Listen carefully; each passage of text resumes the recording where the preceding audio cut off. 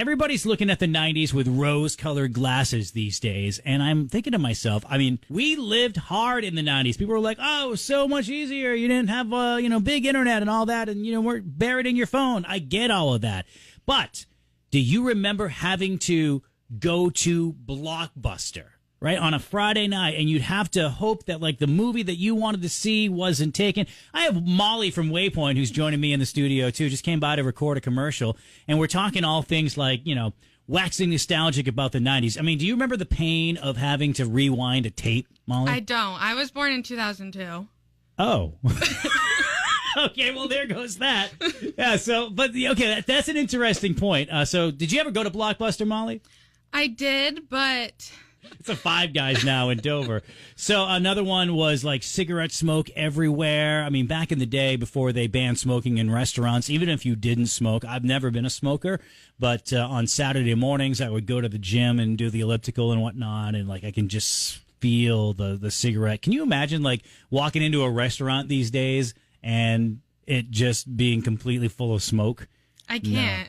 No. Well, what is retro to you? If you were born in 2002, it's funny, a lot of our listening audience is like, yeah, 1995 was not too long ago. And I'm thinking to myself, yeah, it was 31 years ago. So 90s isn't retro to you. But Molly, let's take it one step further. You're born in 2002. What do you consider retro at this point? I would say probably the 2016s. It's that big trend now. Wow.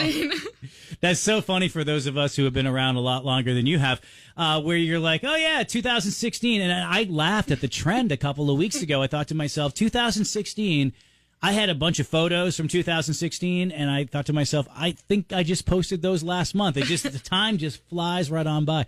What were you doing in 2016? I just started high school. All right.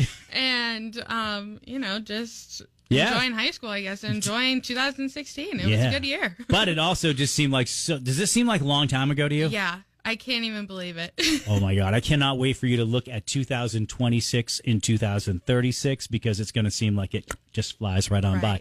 Molly from Waypoint's joining me here today. She came in to record some stuff because, let's give you guys a free plug. I mean, you guys sponsor streaming. We're so thankful that you've done that for a number of years. So if you're listening on the Seacoast Oldies app, the reason that you're able to listen to it free of charge is because of Waypoint. A lot of music apps will make you pay for a subscription. We don't do that, and it's thanks to Waypoint and their generous contribution every single year.